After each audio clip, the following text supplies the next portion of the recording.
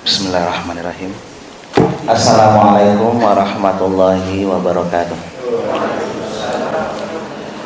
Alhamdulillahirabbil alamin. Alhamdulillazi akramana bi khairin kitabin unzil. Allazi aflana bi khairin nabiyyin ursil. Asyhadu an la ilaha illallah wa asyhadu anna Muhammadan abduhu wa rasuluhu la nabiyya ba'da yaumil qiyamah. Allahumma shalli ala Muhammad wa ala alihi haqqa qadrihi wa miqdaril azim. Rabbi shrah li sadri wa yassir amri wa hlul 'uqdatam min lisani yafqahu qawli, amma ba'du. Insyaallah kita akan membaca surah Al-Baqarah ayat 30 sampai 32 yang bawa Quran. Moga kita tafsir setiap Jumat Ahad Pahing legi ya. Minggu legi tafsir insyaallah. Kita sudah baca surah Al-Baqarah dulu. Terhenti sedikit kemarin akhir tahun. Kita lanjutkan lagi tafsir tahlili kita berurutan. Syukur alhamdulillah selalu kita ucapkan kehadiran Allah. Salawat dan salam juga kepada Nabi kita Nabi besar Muhammad sallallahu alaihi wasallam. Ya, Al-Baqarah 30 sampai 32.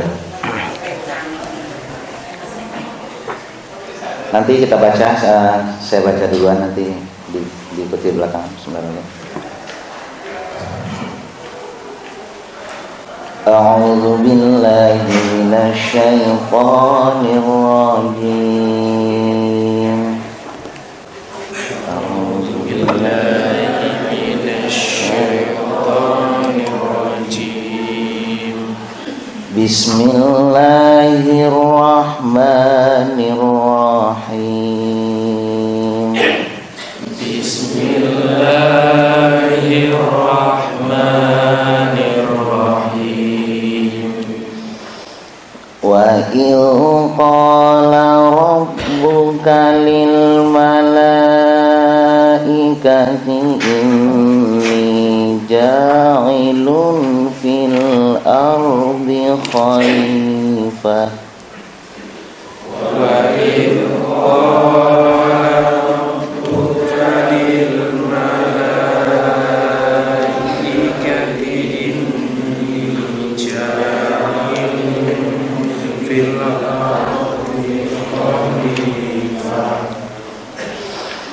qalu ataj'alu fiha man yufsidu fiha wa yasfiku dima.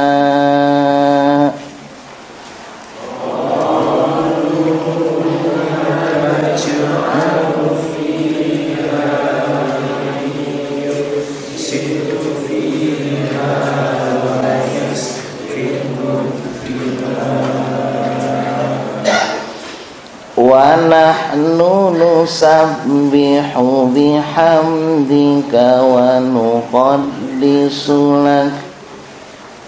Wa nahnu nusabbihu bihamdika wa nuqaddisu lak. Qala inni a'lamu ma la ta'lamun. Qala inni a'lamu ma la ta'lamun.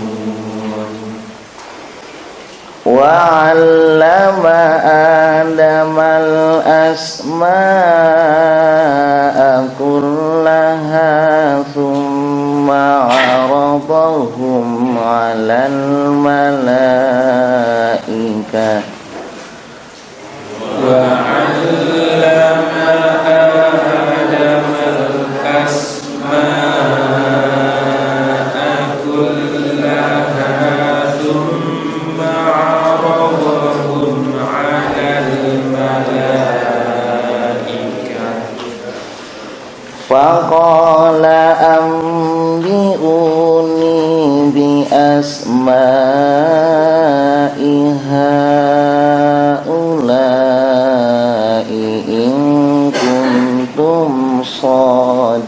صادقين. فقال أنبئوني بأسماء هؤلاء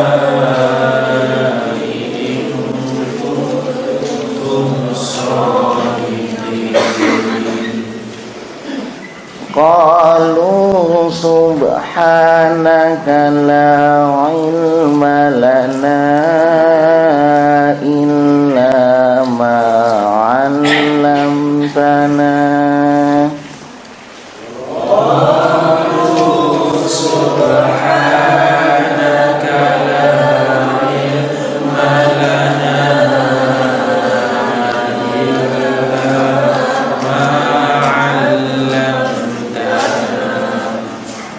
innaka antal alimul hakim. Innaka antal alimul hakim. Alhamdulillah rabbil alamin. Surah Al-Baqarah ayat 30 sampai 32. Nanti akan kita berbicara tentang konsep kepemimpinan ya. Pas sekarang lagi ribut tentang kepemimpinan, kita berbicara tentang surat Al-Baqarah tentang kepemimpinan. Wa qala rabbuka lil malaikati inni ja'ilun fil ardi khalifah. Dan ingatlah ketika Allah berkata kepada barisan malaikat, termasuk iblis pada saat itu, sebab iblis termasuk golongan malaikat dulu ya.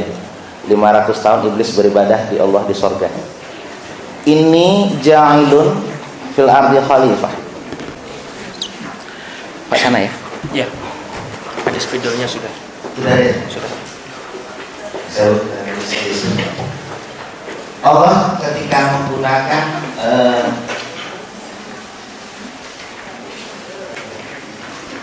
ja'ala, khalaqa, nasya'a, bada'a, itu semuanya artinya menciptakan. Ya. Menciptakan.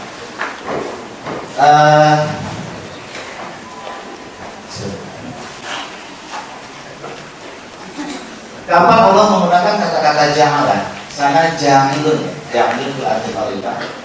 Allah menggunakan ja'ala ketika Allah ingin memperlihatkan tanda-tanda kebesaran, itu namanya ja'ala. Allah menggunakan khalaqa ketika yang diciptakan Allah boleh kita ambil manfaatnya. Khalaqaul arda was samawati, khalaqaul syamsa diya'an wal qamara nuran. Nasya'a boleh kita berimprovisasi. Allah menggunakan nasya'a untuk dalam pertumbuhan. Bada'an artinya adalah innallaha badi'us samawati wal ardi. Allah menciptakan langit dan bumi. Bada'a itu maksudnya adalah menciptakan tanpa contoh. Jadi Allah menciptakan langit dan bumi, tidak ada contoh sebelumnya. Itu namanya bada'a. Dari sinilah diambil terminologi bid'ah. Bid'ah adalah ibadah yang tidak ada contoh sebelumnya. Itu jangan. Di sana disebutkan wa isqala rabbuka lil malaika. Allah berkata kepada malaikat. Dulu iblis juga termasuk ya. Sebab iblis 500 tahun beribadah kepada Allah di surga. Allah usir iblis dari surga karena sombong ya. Jadi iblis dari surga bisa kena sombong. Kita belum dijamin masuk surga sudah sombong ya. Jauh sekali ya. Jadi hati-hati dengan iblis. Jadi tidak alumni surga ya. Makanya dihalangi kita masuk surga. Ini ja'ilun, Allah biasanya menggunakan inna, tapi ini saya sendiri kata Allah. Berarti penciptaan manusia melihat. Ini ja'ilun fil ardi. Di sana muncul kata-kata al-ardi, bumi deh. Ini mufrad dalam bahasa Arab. Mufrad artinya tunggal. Kalau ada orang mengatakan bahwa ada planet lain yang cocok dengan manusia, salah. Sebab Quran cuma mengatakan al-ardi. Astronomi pernah menemukan dari Taiwan ada planet yang mirip sekali dengan bumi, namanya saya lupa ya, kalau nggak salah 518 gitu. Berjarak 7.000 tahun cahaya dari bumi. Padahal kecepatan cahaya 300.000 km per detik. Berarti kalau kita berangkat sekarang, yang nyampe sono keturunan ke-7, saking jauhnya. Menurut mereka, Nabi Adam sebelum turun ke bumi singgah dulu di sini gitu. Mereka bikin cerita ya, dan punya keturunan. Baru al-ardi yang kita ingin. Berarti tidak ada bumi yang cocok untuk manusia kecuali al-ard, planet bumi ini. Mars nggak bisa. Jadi NASA itu kan 2030 nanti akan ada kehidupan di NASA ya. Nggak akan senyaman di dunia. Di sana oksigen beli gitu ya. Kalau habis cuma harganya naik. Oksigen naik, itu gratis loh. Rezeki itu seperti bernafas loh dia. Rezeki Allah itu luas, Allah itu maha kaya. Persis seperti kita bernafas dengan oksigen itu. Misalnya kita bernafas ini ya, tarik nafas. Ada orang ngomong di samping kita, hidungnya gede gitu ya. Dia kan nafasnya banyak. Pernah nggak kita merasa kehabisan? Nanti nafas cuma banyak-banyak kok nggak kebahagiaan gitu. Begitulah rezeki Allah, sangat luas. Jadi ada orang kaya nggak ada habisan rezeki Allah, tenang ya. Sama dengan nafas tadi, orang ngomong 3 samping kita itu, hidungnya gede-gede. Nafasnya kan? Berapa kilogram itu per detik? Pernah nggak kita merasa kehabisan udara? Nanti nafas cuma banyak-banyak loh. Kita kamu nggak kebagian oksigen? Enggak, Allah maha kaya. Seperti itu rezeki Allah, jadi jangan khawatir. Ya, al-adl. Muncul kata-kata khalifah.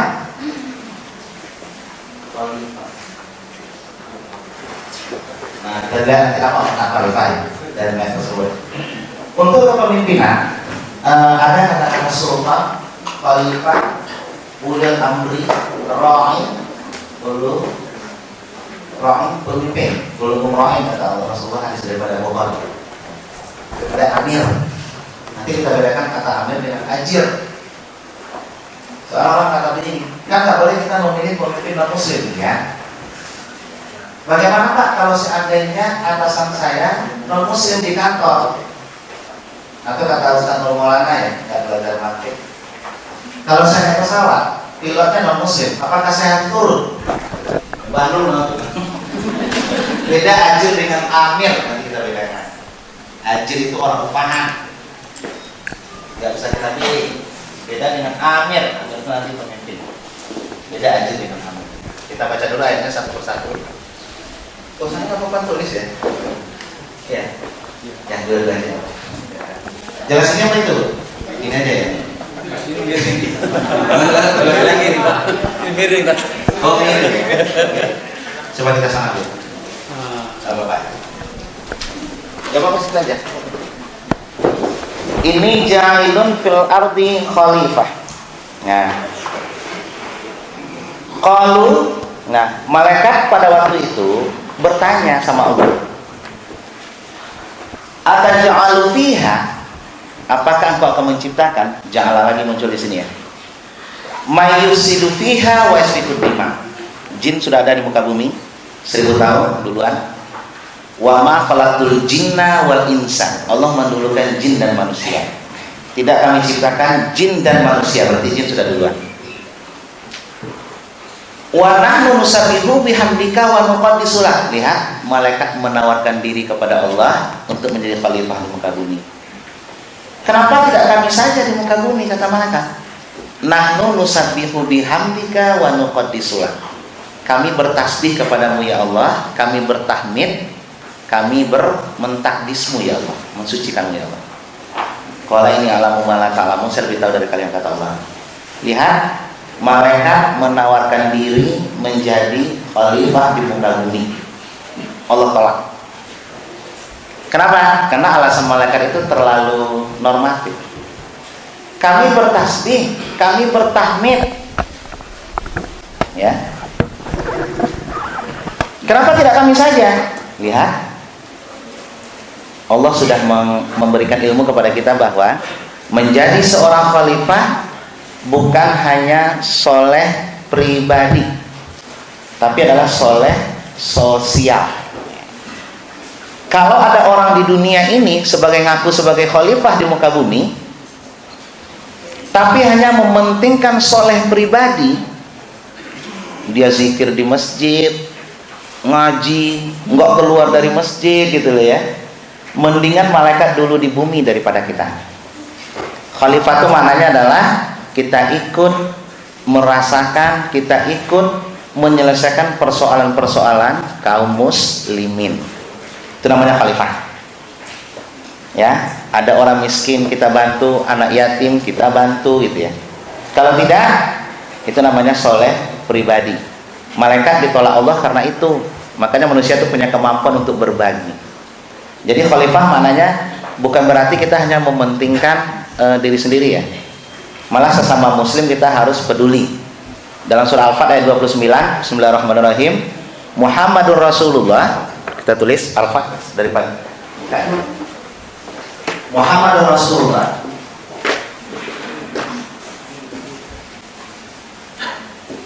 Al-Fat 29, Muhammadur Rasulullah wallazina ma'ahu,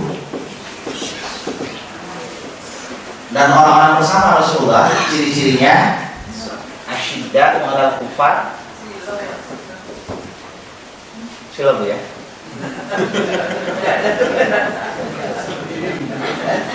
Ruhamau bainahum. Ya. Sila Bu ya. Aduh dimatiin ini deh.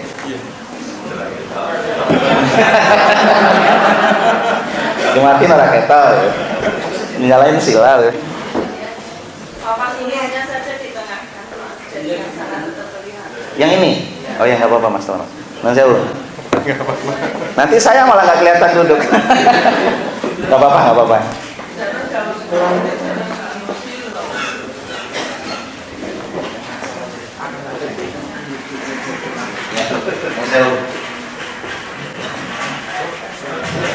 Nah, sini.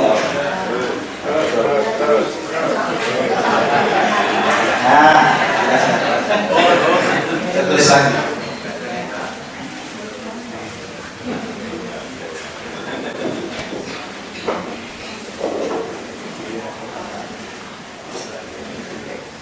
Kuliah, apa? Ciri pengikut Rasulullah adalah asyidda 'alal kufar ruhamau bainahum. Dalam surah Al-Fat ayat 29. Maknanya tegas terhadap orang kafir dan berkasih sayang di antara sesama muslim. Kalau bertolak belakang dari ini, itu bukan pengikut Rasulullah. Dengan orang kafir rangkul-rangkulan, dengan orang Islam musuhan. Beda dengan ini. Kalau ada tamu di banyak universitas saya lihat ya. Kalau tamunya orang kafir, profesor doktor dari Amerika, bangga banget ya. Tapi kalau ulama dari Timur Tengah dicuekin gitu. Ente bukan pengikut Rasulullah. Maaf ya kalau saya agak kasar ngomongnya. Ngomong begitu. Berarti ente munafik ya. Kalau ulama datang diam aja. Tapi kalau profesor doktor orang kafir itu terlalu silau gitu. Itu enggak sih. Dengan orang kafir cukup sehat saja. Bisa kita maknakan hari ini ya. Karena saya lagi menggalakkan sama teman-teman muda itu. Belanja di warung tetangga yang muslim. Ya. Saya ya, istri saya larang belanja di swalayan betul. Karena keuntungan ini bukan salah ya. Karena keuntungan yang kita berikan kepada pengusaha Cina itu dipakai untuk mabok-mabokan, saya ya, main perempuan, karena untuk judi segala macam. Pelajari di warung tetangga kita yang muslim, mereka mencari rezeki untuk keluarganya. Istri saya terus belanja di pasar tradisional. Saya kalau ganti oli mobil di Janti di bawah jembatan melayang itu. Di sana yang punya pakai jilbab. Ini muda Ustaz, ada dua kok. Janda Ustaz, saya nggak tahu janda pakai di sini. Pokoknya saya di situ aja ganti. Jadi dia pakai jilbab. Ruhamau bainahum, berkasih sayang di antara. Jadi kalau sama orang Islam, sama orang non Muslim jangan terlalu nakal. Kemarin di Jakarta muncul salah tafsir. Yang dilarang Allah dalam Al-Quran itu menjadikan surat An-Nisa wala tatakhizu minal mu'minin auliya. Kata-kata auliya muncul. Dan dalam surah Al-Imran 118, jangan kalian mengambil bitonah. Sama dengan aku. Yang dilarang Allah kan auliya. Auliya itu wali. Bitonah sebenarnya artinya selimut.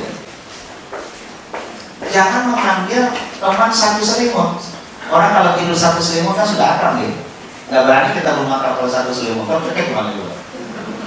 Sama istri kita sudah hidup simetrik ya, berani kita tidur satu selimut gitu.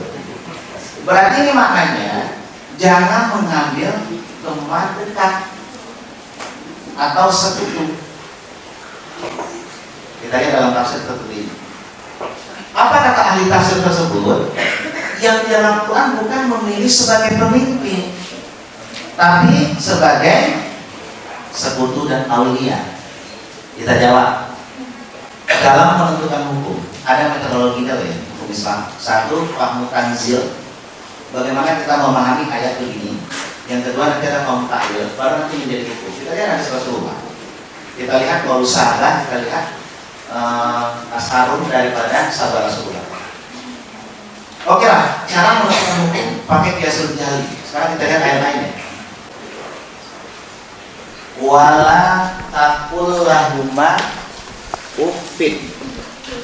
Tidak boleh berkata kepada orang tua. Itu maknanya apa? Penolakan yang membuat orang tua sakit hati. Nak beli gula, mau. Nak warung, posek. Nak Jawa yang warung. Nak mau itu namanya penolakan. Dilarang nggak sama Al-Quran? Berdosa nggak? Timbul pertanyaan. Bagaimana kalau kita memaki orang tua kita? Berdosa nggak? Kan nggak ada dalam Al-Quran. Cara memahaminya, mengatakan saja dilarang oleh Allah dalam Al-Quran. Apalagi memaki orang tua. Kita terjemahkan ini. Memilih teman dekat aja nggak boleh. Apalagi memilih dia sebagai seorang pemimpin. Itu cara kita menerjemahkan Al-Quran. Jadi hukum bukan terus sudah begitu saja. Jadi memang sudah sepakat ulama, kefah ulama bahwa nggak boleh kita memilih pemimpin dari non muslim. Urusan kalah menang nanti belakangan. Pokoknya suara kita pilih itu. Ini Ahok, saya bukan bicara gubernur Jakarta Bu ya. Saya bicara Ahok. Ya gitu deh. Yang lain-lain lah nanti banyak pilkada-pilkada yang seperti itu. Wala taqul ma'ufin. Itu bahasa Al-Quran begitu ya. Wala taqrabuz zina. Ini kalau kita terjemahkan secara letterlek ya. Jangan mendekati zina. Zinanya dilarang nggak? Dalam ini nggak disebutkan kok. Dilarang cuma mendekati. Zinanya kan nggak apa no. Mendekati itu gini Bu. Menurut saya ya. Misalnya di zina. Zina itu definisinya. Kalau saya sebutkan nanti nggak apa-apa ya, soalnya agak ini. Nggak apa-apa ya. Dalam kitab Riyadul Hashfah fil Budun. Ini dalam kitab saya temukan. Riyad itu artinya hilang. Riyad ghaib. Hashfah ini kan bahasa Arab ya. Hashfah itu adalah, maaf ya, kita kalau bicara fikih buka-buka loh ya. Buka kulit tanpa isi loh ya. Nggak ada pornografi loh ya. Jangan nanti itu sama kan. Riyadul Hashfah, hilangnya hashfah. Hashfah itu maaf ya. Kemana laki-laki yang di depannya itu namanya hashfah. Ingat ya, itu hashfah. Jangan nanti salah ngasih nama anak nanti. Maksudnya saya tulis di sini. Hashfah. Fil budui itu adalah ini kita bicara fikih buka-bukaan saya. Budui itu adalah saya cari bahasa yang halus ini. Ada orang Sumatera nggak tahu bahasa halus. Budui itu bibit kemaluan yang dalam, mayora itu ya. Nah, kalau tidak ada kejadian begini, itu tidak bisa dihukum zina, yang harus diberikan hudud. Kalau pinggir-pinggirnya gimana Pak? Ya tidak disebut zina, tapi tetap dosa gitu. Kenapa? Orang bisa berkata begini. Ring 1, ring 2, ring 3. Zinanya di dalam ya. Yang diharamkan Allah ring 1, ring 2, ring 3. Kalau ring 1 ini sudah berdua di kamar gitu ya.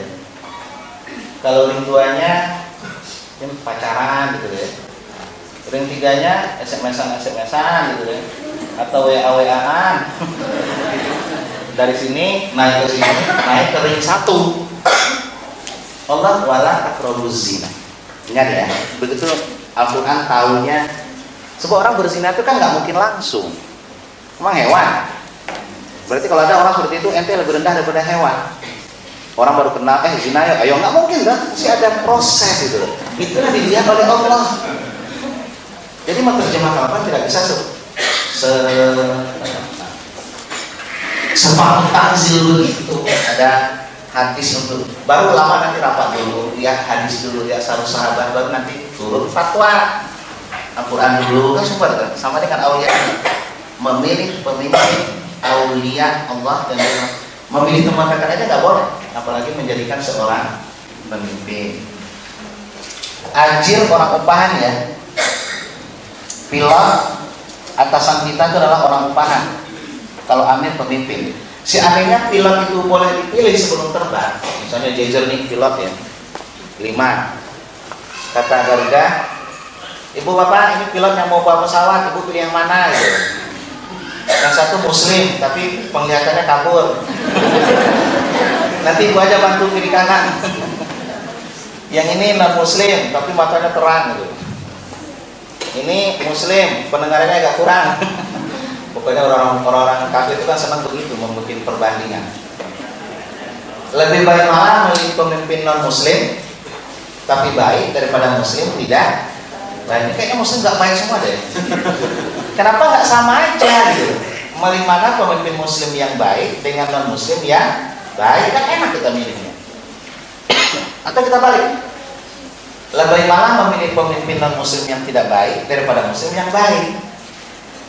Sebab menyamakan pemimpin non muslim yang baik dengan muslim yang tidak baik, bagi saya mungkin istilahnya agak kasar ya, itu sama aja ente nyamain kambing sakit dengan babi gitu. Kambing walaupun sakit halal, babi walaupun kinclong tapi haram. Ya. Sebab umat Islam itu lebih mulia di sisi Allah daripada kita. Jangan pernah rendah diri dengan orang-orang muslim ini. Walaupun dia segagas kayak kok kita lebih mulia. Untung kalau umat Islam kita terbaik di luar umum. Jadi orang-orang muslim yang belajar sama orang orientalis, menurut Dr. Samsudin Arif, itu dia kalau ketemu orang orientalis suka ini kaku banget gitu loh. Wah. Akhirnya apa yang diomongin sama orang orientalis didengerin. Al-Quran bermasalah, Al-Quran bisa dirombak, sampai begitu.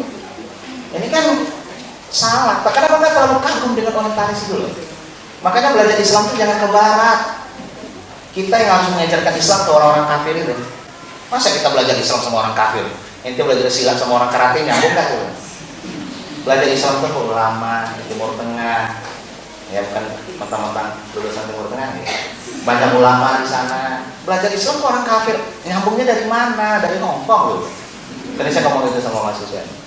Kalau belajar teknologi, monggo mereka canggih teknologinya, pendekatannya canggih. Tapi kalau agama, misalnya kita mengajarkan agama ke orang Barat itu, jangan kita kagum, wah, profesor, dokter, wah. Gitu. Akhirnya apa yang diomongin kita iyain semua. Pulang jadi liberal. Kemarin ya, ini sekarang salah satu diskusi yang muncul di WA tentang terminologi kafir. Wah ini mantap ini. Seorang tokoh liberal, saya tidak nyebutkan namanya, inisialnya S, Su, belakangnya O. Dia bilang gini, kafir itu adalah istilah politik. Wah, dia bilang gini, bukan istilah akidah. Wah. Jadi kenapa Rasulullah mengatakan orang-orang kafir? Itu karena politik sebenarnya. Dia tidak senang kepada Islam, bukan urusan akidah gitu. Jadi semua manusia itu muslim gitu kan, dia bilang gitu. Dia menginginkan pluralisme gitu. Ini jelas dukungan kepada Ahok. Kafir itu istilah yang hanya politis. Tidak ada orang kafir di dunia itu, tidak ada gitu. Saya jawab ya. Untung masih ada surah Al-Kafirun gitu. Ketika Rasulullah qul ya ayyuhal kafirun, untung masih ada surah Al-Kafirun untuk menolak pemikiran seperti itu ya. Rasulullah memanggil orang-orang kafir. Nah kalau orang kafir nggak ada, Rasulullah manggil siapa? Masa Rasulullah manggil orang yang nggak ada, kan mustahil bagi seorang nabi begitu ya. Karena orang kafir itu memang harus ada.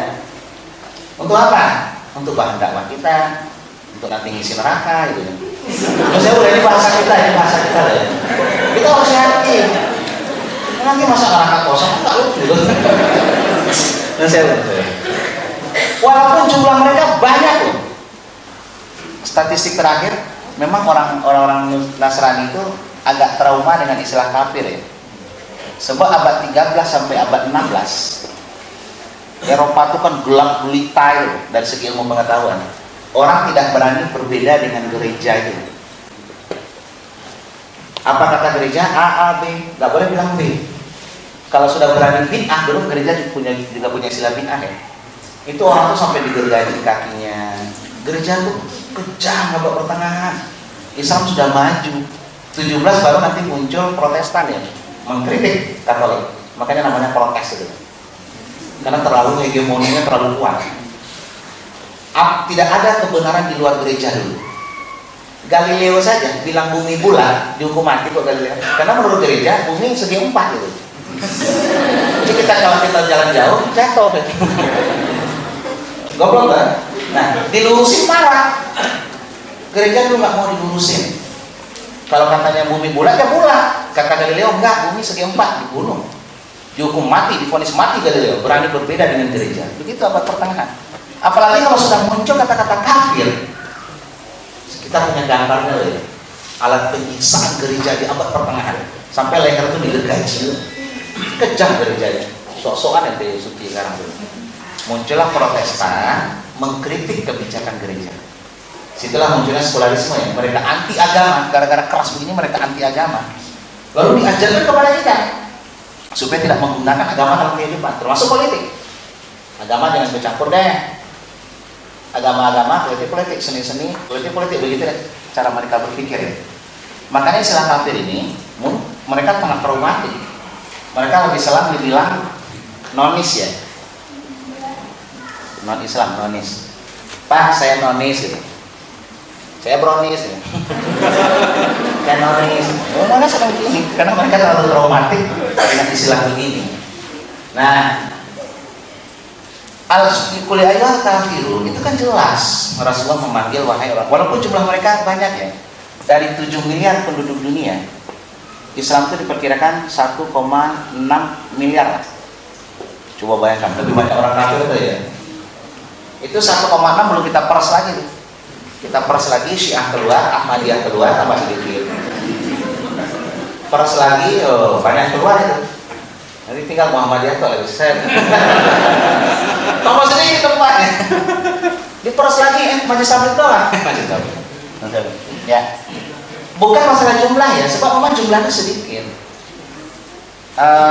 Nabi Nuh berdakwah 900 tahun, cuma 70 orang beriman. 900 tahun belum berdakwah. Nabi Musa 40 orang, Nabi Isa 10 orang, satu Yudas Iskariot berkhianat, Rasulullah 120.000 sahabat. Jadi memang berhasilkan tidak itu memang sedikit ya. Cuma kita berdakwah bukan untuk jumlah. Dakwah itu definisinya, epistemologinya adalah mengajak orang kepada agama Allah dan mengamalkan Islam sesuai Quran dan Sunnah. Makanya di berdakwah itu harus ud'u ila sabili rabbika bil hikmah wa mau'izatil hasanah wa jadilhum billati hiya ahsan. Itu ditaruh Allah dalam surat An-Nahl ayat 125. Kenapa Allah taruh cara berdakwah di surat An-Nahl? An-Nahl artinya apa deh? Lebah. Karena kita harus berdakwah seperti lebah. Oh, apa yang kita pelajari dari lebah? Satu, apa terlebih lebah? Mereka selalu berkelompok. Dakwah itu nggak bisa sendiri-sendiri loh ya. Harus kita berkelompok. Sebab banyak tantangan dakwah, kristenisasi lah, inilah, itulah. Nggak bisa kita sendiri berdakwah. Berat. Yang kedua, dalam satu sarang lebah banyak jantan apa betina? Jantan bu, kan kerja. Tapi di satu sarung lebah ada seorang ratu gitu ya, badannya besar, tatoan gitu. Jadi seluruh jantan tuh patuh sama lebah itu. Tapi kalau dikumpulkan seluruh lebah di dunia, dia lebih banyak betinanya. Lebah tidak pernah iseng gangguin orang loh ya. Pernah nggak lebah? Oh lagi galau nih kata lebah. Ke pasar dulu nyari orang buat diantepin gitu loh. Enggak, lebah nggak pernah begitu. Tapi kalau lebah diganggu, lebah akan mempertahankan diri dan mengejar yang kamunya gitu loh. Jadi Islam tidak pernah nyari musuh, tapi kalau ada musuh pantang mundur. Ya, al-firaul minal harb, lari dari padan barangku termasuk dosa besar loh. Itu lebah. Kalau diganggu, nah dakwah kita begitu. Kita nggak pernah cari musuh. Tapi kalau Islam diajak perang, lawan. Jihad kita begitu. Kita sesuaikan dengan serangannya. Kalau orang kafir menyerang kita dengan Buku lawan dengan buku, dengan pemikiran lawan dengan pemikiran. Tapi kalau dengan senjata nih, Cina mau ribut di Natuna ya, lawan dengan senjata. Islam tuh nggak nyari musuh. Kalau bahasa anak muda, ente jual, anak beli, gitulah bahasanya kira-kira ya.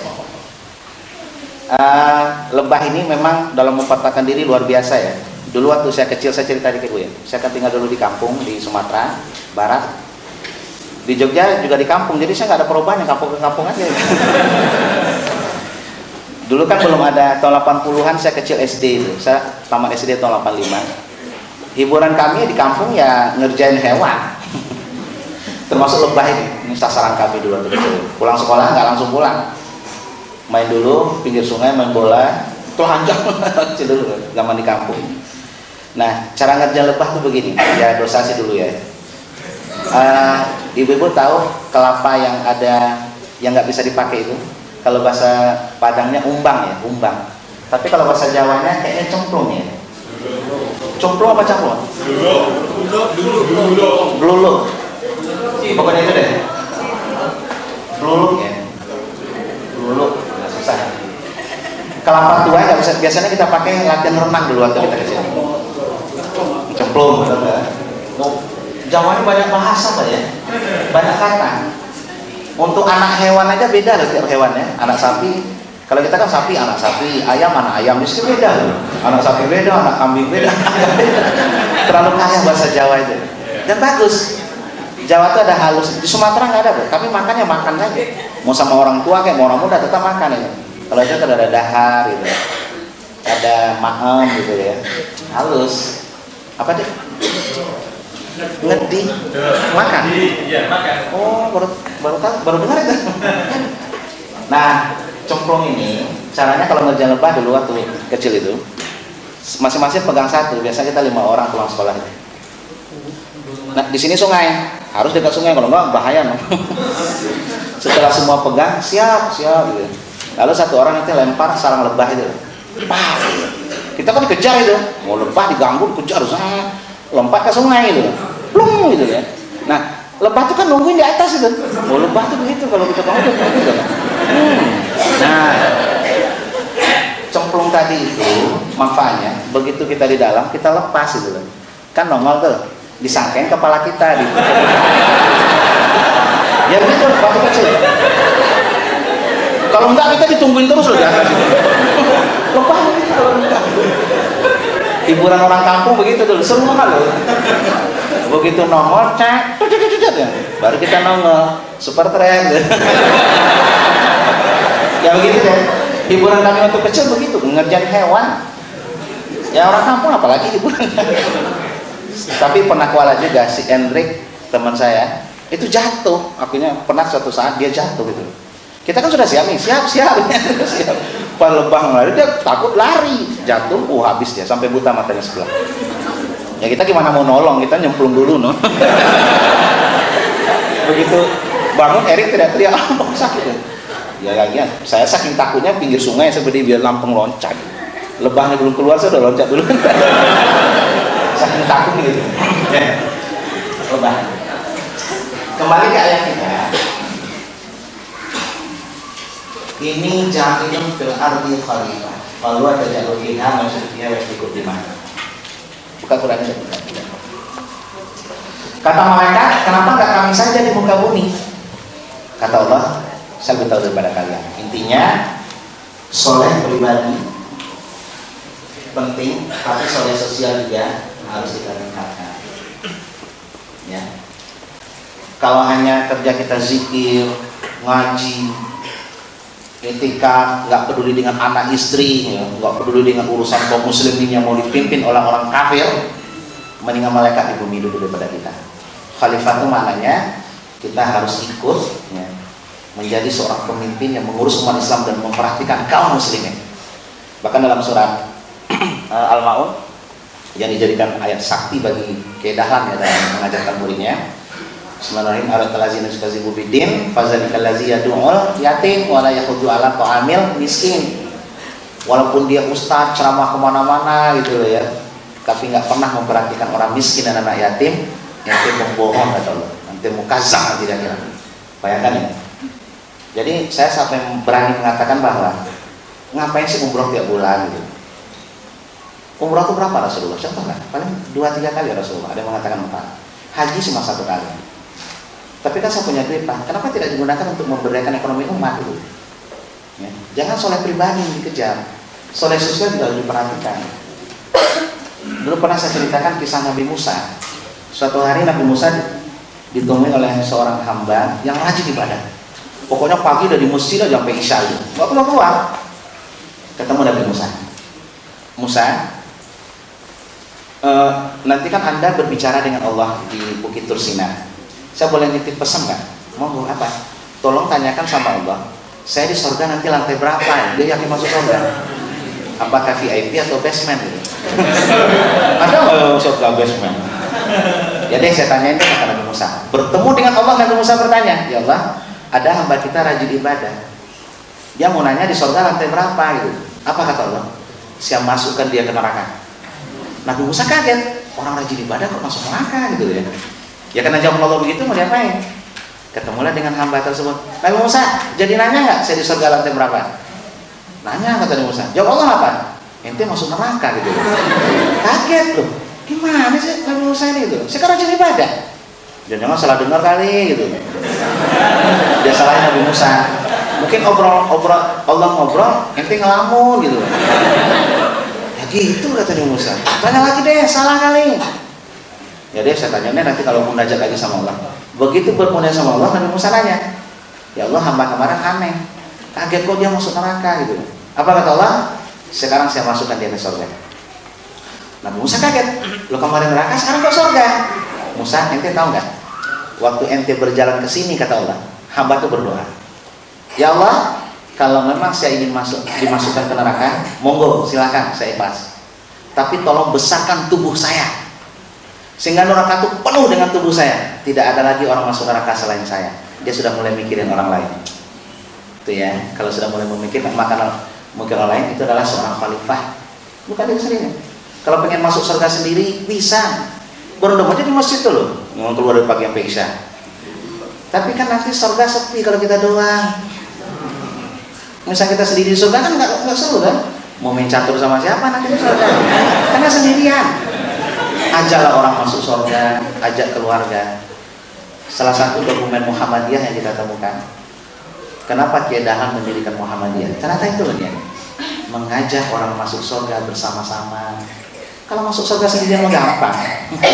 Tapi indahnya keluarga, istri, anak kita aja masuk surga sama-sama gitu. Karena malaikat diprotes Allah, ente nggak bisa di dunia. Yang bisa adalah Adam, yang bisa mempunyai jiwa atau memiliki leadership. Kalau malaikat kan nggak punya dinamisasi gitu. Bagaimana jadi seorang politik kan malaikat nggak paham.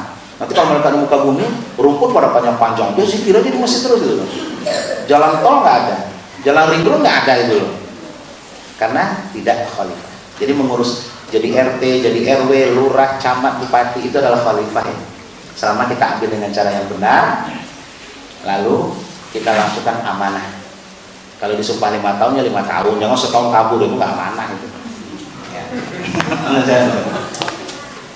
Setelah malaikat protes, Allah masih memberikan kesempatan kepada malaikat untuk membuktikan kesalahannya. Ya Allah, kadang-kadang ketika iblis diusir Allah dari surga, iblis usjudu li Adam, malaikat sujud. Karena apa? Lebih kepada ilmu. Nah, ketika iblis tidak mau sujud, iblis petenteng begini, nggak mau sujud. Allah tidak langsung hukum ya. Allah nanya dulu, punya hak jawab. Iblis, mana kan tasjudah iz amartu. Kenapa kau nggak mau sujud ketika saya suruh kata Allah? Lihat ya, Allah saja memberikan teguran. Itu ada hak jawab. Apalagi kita manusia. Saya kalau kuliah ada mahasiswa telat, walaupun orang setengah jam gitu loh ya, masih dia punya hak jawab. Kenapa telat? Saya tanya dulu, kan dia punya alasan mungkin. Bang saya gembos Pak, tadi bantuin orang kecelakaan Pak, kan bisa kan? Kenapa telat? Hobi Pak. Oh kalau hobi. Saya kalau sehari nggak telat meriang loh Pak, wah gitu. Kita nggak boleh masuk jadi. Iblis saja diberikan Allah hak jawab loh. Ketika iblis dan malaikat protes, wa'allama ada asma'a kullaha ya. Allah mengajarkan ilmu kepada Nabi Adam. Alam. Inilah yang tidak dipunyai malaikat. Jadi murni malaikat sujud kepada manusia itu bukan karena fisik loh ya, murni karena ilmu. Apa yang memuliakan kita daripada malaikat? Ilmu pengetahuan. Wa 'allamal Adam. Kalau fisik, jauh sekali kita dari malaikat. Jangan malaikat, jin aja kita kalah. Malaikat tuh nggak pernah tidur. Kita begadang 3 hari aja, keroan sama istri masuk angin. Malaikat nggak pernah makan, nggak pernah minum. Ya. Kita butuh makan minum. Jadi kenapa malaikat kecepatannya 300.000 km per detik? Tak nyampe dia di Spanyol. Kita tak nyampe sini. Kenapa malaikat sujud? Murni karena ilmu. Malaikat akan membentangkan sayapnya. Makanya semakin banyak ilmu, baca terus, belajar terus, malaikat akan membentangkan sayapnya kepada kita. Karena itu kelebihan kita, ilmu ini berkembang terus. Nah, manusia sudah dibekali ilmu sama Allah. Wa 'allamal ada asma kullaha. Jadi semua ada ilmunya. Ini untuk membantah syirik ya. Semua ada ilmunya. Ilmiah. Mahasiswa sering saya tes ilmiah itu. Yang namanya ilmiah begini ya. Ketika orang melakukan hal yang sama, nanti kalau belajar skripsi ya, metodologinya sama, datanya sama, pasti hasilnya sama. Itu namanya ilmiah. Misalnya cat warna merah dicampur dengan warna biru, hasilnya apa? Ungu ya, taruhlah ungu, nggak tahu nggak pernah nyampur sih. Itu siapapun yang nyampur pasti hasilnya ungu. Itu namanya ilmiah. Semua orang pasti bisa. Kalau dia doang yang bisa, itu nggak ilmiah. Ingat kasus Joko Banyugeni dulu, dia bisa merubah air jadi bensin gitu, yang menampar wajah Muhammadiyah. Nggak apa-apa, udah lewat sih. Itu ketika dites sama UGM, kok bisa air jadi bensin? Dia ceritanya. Jepang aja nggak bisa sama Jerman. Pasti ente campur dengan zat ketiga, kata Pak Sodil Anwar, dekan FMIPA waktu itu juga. Oh iya Pak, saya campur dengan zat ketiga. Zatnya apa? Oh, itu rahasia kami. Oh kalau gitu nggak ilmiah. Kalau cuma ente doang yang tahu nggak ilmiah. Bagi dong. Makanya biar gampang nggak ditipu orang, gunakan ini. Pak, saya bisa menggandakan uang. Sekarang saya tanya, kalau saya bisa menggandakan uang, saya kasih tahu orang lain nggak? Manusia tuh kerakus sih banyak, digandakan aja duitnya sendiri gitu. Pak, beri saya ilmunya menggandakan uang Pak. Nanti kalau saya butuhkan saya nggak panggil Bapak itu. Kan begitu cara ngetesnya. Mana ada seorang bisa menggandakan uang? Nah, nggak gampang ditipu kan? Semua ada ilmunya. Ilmiahnya ada. Gunung, apa ilmunya? Volcano. Nggak usah kita lempar-lempar sesajen Gunung Merapi, ngapain? Emang 1000 sesajen yang kita lempar berhenti Merapi meletus? Oh nggak enak nih kasih sesajen gitu. Merapi meletus ya, pam, nggak ada urusan. Kan rugi kita secara ekonomi loh ya. Satu sesajen 3 juta. Mendingan beli HP Samsung Galaxy Note ya. Makanya kalau akidah kita lurus, hidup itu irit. Sesajen ngapain? Ada ilmunya, vulkanologi, pelajari. Siapa tokohnya? Profesor Surono. Apa kata Mbah Rono ya? Baginya Mbah Rono. Kalau Merapi aktif, mundur dari Merapi, jaga jarak, harmonisasi. Merapi diam, cari rezeki di sekitar Merapi. Dia kan meletus itu bukan hanya nakutin loh ya, mengeluarkan pasir, batu. Emang ente bisa bikin pasir kata Allah?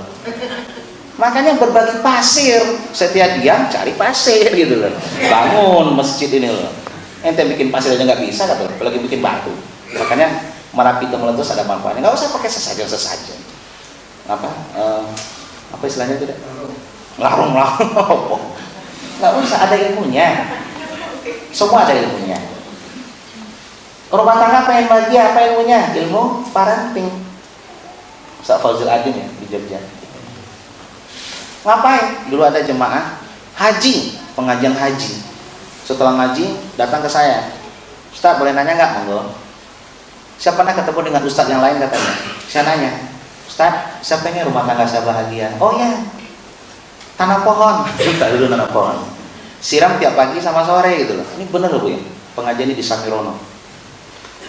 Terus saya tanya, beli pohonnya sama siapa Bu? Ya sama Ustaz itu.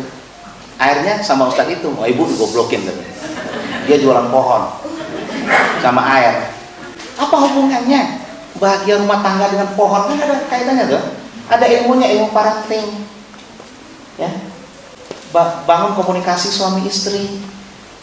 Kalau pengen disiang sama istri gampang, kasih aja uang jajan yang banyak. Udah disayangnya. Karena hati istri itu kan ibarat buku rekening. Ya, rekening itu maksudnya begini, dia akan berbunga kalau ada saldo. Bajunya saldo, dia akan berbunga-bunga. Gampang. Nggak usah pakai nanam pohon ngapain? Ada ilmunya. Jualan ada ilmunya nggak?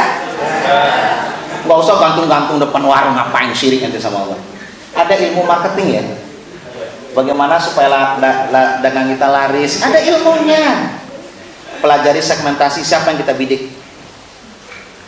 Bule saya, adik ibu saya buka warung Padang di Kelembengan ya, di Gejayan itu.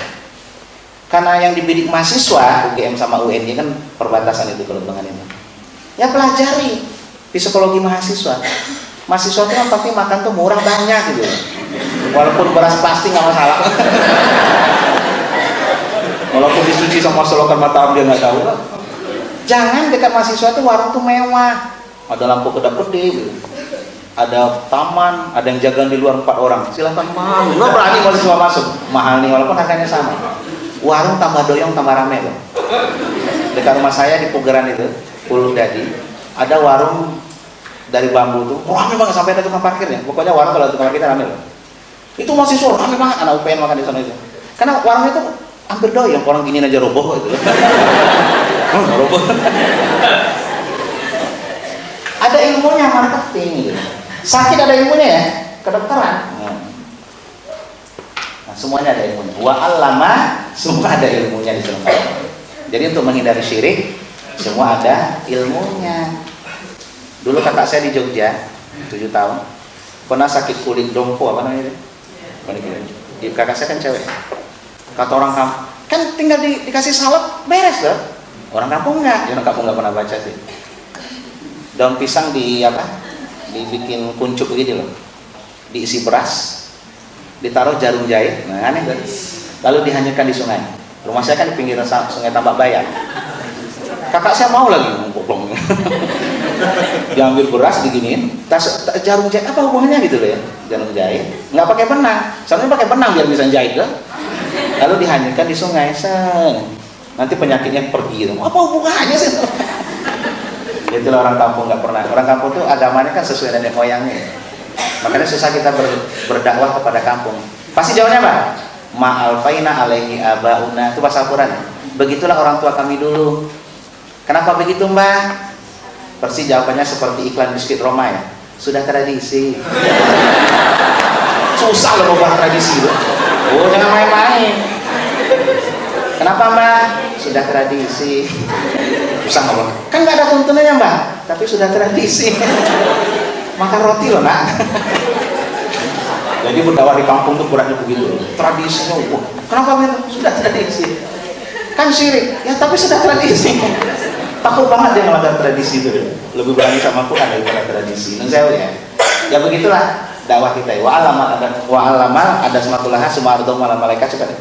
Sumaradum malal malaikat dihadirkan ya di surga dari malaikat, iblis, Adam. Apa kata Allah? Ambiuni, baca deh. Waqala ambiuni bi asma. Iya. Kalau kau merasa lebih pantas daripada Adam di muka bumi, sebutkan nama-nama benda dan manfaatnya di muka bumi. Punya ilmu nggak kau kata malaikat? Kata Allah kepada malaikat dan iblis. Apa dijawab sama malaikat? Qul subhanaka la ilma lana illa ma 'allamtana. Kami nggak punya ilmunya. Kami nggak pernah belajar, nggak pernah sekolah. Jadi dinamis, nggak dinamis malaikat itu. Kita kan belajar terus. Mereka nggak belajar sekolah aja enggak gitu loh. Bagaimana mau makan bumi? Pernah juga Allah buktikan. Apa kata mereka? Kami kalau punya hawa nafsu nggak kayak kalian deh. Hati-hati kau ngomong kata Allah. Dibelikanlah Harut dan Marut ya. Nafsu. Oh, satu hari muka bumi sudah maksiat kepada Allah. Jadi kadang-kadang manusia ini bu ya, manusia. Insan ya kalau bahasa Arab. Kita bisa lebih mulia daripada malaikat, tapi bisa lebih hina daripada hewan. Kapan? Malaikat kenapa patuh sama Allah? Gak punya hawa nafsu. Kalau malaikat punya hawa nafsu, patuh gak sama Allah? Belum tentu. Makanya kerjanya berat. Bayangkan ya, cabut nyawa itu loh, berat loh itu. Meninggal kemarin di Belgia berapa orang? Oh, mati kan mereka. Di Yaman, kan ada bom juga kemarin di Yaman, lari lagi ke Yaman. Indonesia, Bantu, lari lagi ke Bantu. Sore hari banyak banget yang mati hari ini. Tapi kan tugasnya begitu, ada apa ya? Dan nggak begitu juga, mereka nggak gitu kerjanya. Bayangkan Bu ya, malaikat Israfil itu loh. Dari mulai awal diciptakan tanpa kiamat, entah tahu kapan, sudah ribuan tahun. Dia sudah siap begini aja nih. Kalau dia punya hawa nafsu, kritik gitu. Ya Allah, kapan sih kiamat, apa benar? Istirahat aja dia, entar dekat kiamat, SMS deh gitu. Saya curiga kalau malaikat punya hawa nafsu, dia iseng nyobain, ini bunyi nggak sih? Sudah ribuan tahun, masa nggak? Kita kan sering iseng loh Bu ya. Disuruh jagain apa? Iseng ini bunyi nggak sih? Tak ada bunyi. Nah, manusia punya hawa nafsu. Takut patuh sama Allah, samina wa ta'na. Nggak boleh milih pemimpin non muslim. Sholat, kita patuh sama Allah, berarti kita lebih mulia daripada malaikat. Karena kita punya nafsu patuh. Malaikat nggak punya nafsu patuh, kita lebih mulia kita. Tapi bisa manusia lebih hina daripada hewan. Kalau kelakuannya kayak hewan, padahal punya pikiran gitu. Misalnya kucing itu. Kucing kalau kawin kan nggak tanggung jawab kan? Tinggal aja. Selama melahirkan kata kucing. 5 kucing dia kawinin, nggak urusan. Ada nggak manusia seperti itu? Ada. Ente lebih hina daripada kucing. Sama kayak LGBT itu, ente lebih hina daripada hewan. Kenapa? Hewan aja nggak punya otak, lurus-lurus aja kok seknya. Kambing jantan, kambing betina itu. Pernah nggak kambing jantan mesra sama kambing jantan? Mojok aja berdua aja. Masa ente lebih kalah sama hewan gitu ya. Apalagi azab Allah terhadap LGBT itu lebih parah ya. Allah ketika berbicara tentang hawa nafsu, Allah hanya menghukum pelakunya. Hawa nafsu. Hawa nafsu itu cinta kepada dunia ya. Rumah, mobil, handphone, flash disk, powerbank gitu. Syahwat. Pengingkaran hawa nafsu paling tinggi adalah ngaku jadi Tuhan. Wah, itu Fir'aun. Tapi kalau syahwat LGBT ya, gay dan lesbian, ini pengingkaran. Beda nggak Allah menghukumnya? Beda banget. Allah kalau menghukum pelanggaran hawa nafsu, Allah hanya menghukum pelakunya. Fir'aun wa junudahu, Allah menghukum Fir'aun dan tentaranya. Tapi kalau syahwat, sak kampung-kampungnya dihancurkan Allah. Beda tuh, lebih berat hukuman syahwat ini loh. Makanya kalau ada teman kosnya yang gay, buruan pindah deh. Nanti kalau hancur kecek kos-kosnya muam. Nggak ada urusan. Ini lebih berat loh. Kota Sodom, kota Pompei habis. Pelanggaran syahwat lebih dihukum Allah. Sak kampung-kampung ini dihukum Allah. Karena begitu bejatnya perlakuan homoseksual itu. Sekarang ada orang belain. Itu kodrat dari Hong Kong bilang. Kodrat itu laki-laki perempuan. Allah menciptakan Adam dan Hawa, bukan Adam dan Asep gitu. Kalau Allah menciptakan Adam Asep, baru yang kayaknya Adam Hawa perempuan. Diambil dari tulang rusuk, dalam tafsir begitu ya. Ketika Adam tidur, diambil tulang rusuknya, dijadikan Hawa, bread gitu. Adam bangun kaget, ada perempuan, itu siapa? Saya istrimu gitu. Makanya istri itu adalah tulang rusuk. Bengkok ya, laki-laki. Saya gunakan untuk ngerayu istri saya. Istri saya lagi nyuci piring, saya pura-pura nyari sesuatu. Nyari apa ya? Nyari tulang rusuk ayah yang hilang. Oh, boleh kita ngerayu istri loh. Mana ya? Ya, kelemahan kita kadang-kadang. Saya sama istri itu kayak teman aja loh. Karena saya senang ngobrol. Istri saya kan orang Jawa. Persija ya, Persatuan Suami Sumatera Istri Jawa. Sumatera Istri saya Jawa. Orang Jawa kan nggak senang ngomong. Yo, saya sering muji istri saya. Makanya ibu aja sering lah muji suami. Sampai jangan sampai orang lain muji, udah repot urusan. Mas, terima kasih mau jadi suami saya. Saya bersyukur dapat suami kayak Mas. Seneng banget suami. Gak apa-apa, bohong dikit nggak apa-apa. Lo bohong dalam Islam tuh boleh dalam memuji pasangan lo ya. Wajah kamu kayak rembulan, padahal bulan itu kan aslinya betul-betul ya. Terus sama saya bukan bohong ya. Saya sama istri itu begitu. Saya kenal senang ngobrol. Siapa lagi yang saya puji kalau bukan istri saya? Pernah ketika istri saya ulang tahun, saya kirimkan puisi. Saya tulis di SMS-nya. Tak, jangan dicontoh. Saya bilang, Dek, kata orang bulan itu planet paling indah. Bagi ayah bukan. Kata orang bintang itu planet yang paling indah. Bagi ayah bukan. Bagi ayah planet paling indah itu adalah bumi, karena kamu ada di dalamnya. Tapi benar. Sama istri, jangan sama orang lain. Apa? Istri saya ulang tahun kapan? Karena nggak pernah dirayain. Ngapain lah yang ulang tahun cara Yahudi? Tapi ucap-ucapin itu kan apa? Muji-muji istri. Boleh bohong gue. Misalnya sih, istri saya kan orang Jawa, saya orang Padang. Orang Padang itu kan makannya enak loh, santan gitu. Istri saya kan orang Jawa, makannya irit. Dia makan sayur lodeh sama tempe bacem, kan kayak makan di sorga gitu. Kalau saya tuh makan di penampungan gitu. Bukan menghina, bukan menghina. Orang Sumatera itu gitu. Ibu kalau punya suami orang Sumatera ngerti deh. Orang Sumatera tuh yang penting makan enak. Gaji itu hanya habis untuk makan. Orang Sumatera tuh nggak penting, nggak punya apa-apa, yang penting makan enak. Itu orang Sumatera. Beda orang Jawa tuh irit. Nah, istri saya belajar masakan Padang. Semua bumbu dimasukin gitu. Rasanya kan cakap.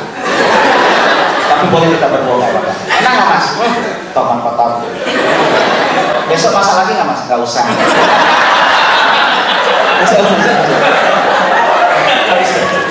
Ayo, ingkuntum.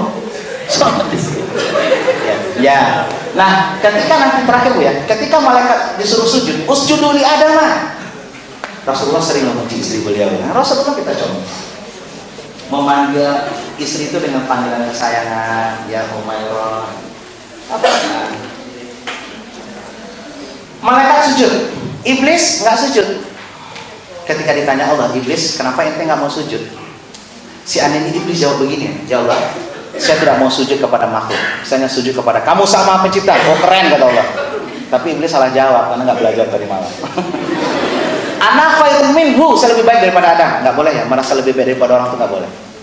Ketika kita merasa lebih daripada orang lain, mutakabir, neraka. Mangkana fi qalbihi, kata Rasulullah, zurratun minal kibir, dafalanat. Ada aja perasaan lebih sedikit daripada orang. Dari segi fisik saya lebih gagah, ente cungkring kurus. Saya alumni luar negeri, ente dalam negeri itu nggak boleh loh ya. Sedikit saja merasa lebih daripada orang lain, mutakabir. Salah satu sifat Allah tidak boleh kita contoh ya, semua urusan adalah mutakabir. Allah wajar gitu. Nah iblis jawab, iblis jawab, nggak boleh sujud kepada makhluk misalnya gitu ya. Iblis benar nggak? Kenapa kita nggak boleh sujud kepada makhluk?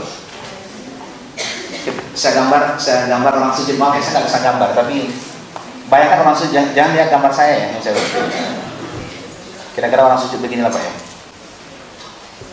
Nah gini lah kira-kira insya Allah. Maaf ya, kepada bina orang sujud. Seandainya iblis jawab begini, saya tidak mau sujud kepada makhluk, saya hanya sujud kepadamu. Apa yang aneh di gerakan sujud? Menghinakan manusia. Apa? Pinggul lebih tinggi daripada kemuliaan manusia. Wa allama ada semak ini loh, ilmu pengetahuan.